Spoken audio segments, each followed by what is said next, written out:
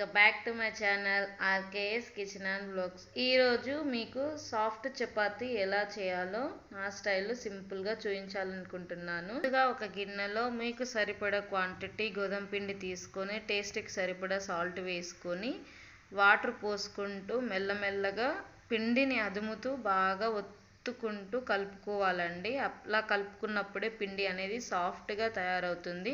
ఇలా సాఫ్ట్గా తయారైన పిండిని 10 నిమిషాలు పక్కన పెట్టుకొని ఆఫ్టర్ 10 minutes వన్స్ మళ్ళీ కలుపుకొని మనకు కావాల్సిన సైజులో ఉండలు చేసుకొని పక్కన పెట్టుకోండి.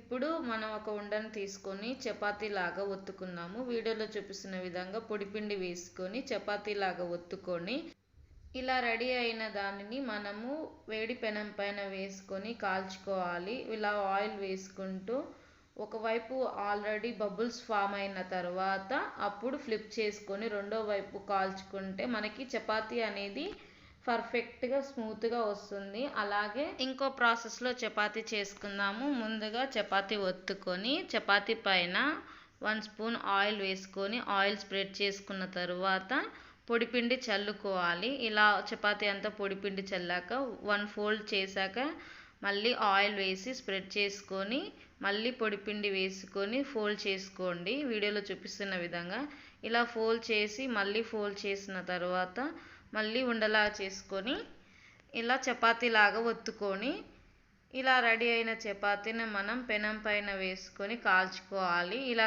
చేయడం వల్ల మనకి చపాతీ అనేది పొరలు పొరలుగా వస్తుంది. అలాగే గట్టి పడకుండా ఎన్ని అవర్స్ అయినా సాఫ్ట్గా ఉంటుంది. మనకు ఎప్పుడైనా చపాతీ సాఫ్ట్గా రావాలంటే పిండి అనేది పర్ఫెక్ట్గా కలుపుకోవాలండి. ఎప్పుడైనా పిండిలో డైరెక్ట్ ఫుల్ ఆఫ్ వాటర్ పోసుకోకుండా హ్యాండ్ని వాటర్లో డిప్ చేసుకుంటూ పిండిని కలుపుకోవాలి. అప్పుడే మనకి పర్ఫెక్ట్ చపాతీలు వస్తాయి. ఈ వీడియో మీకు నచ్చినట్లయితే లైక్ చేయండి, షేర్ చేయండి, నా ఛానల్ని సబ్స్క్రైబ్ చేసుకోండి. Thanks for watching.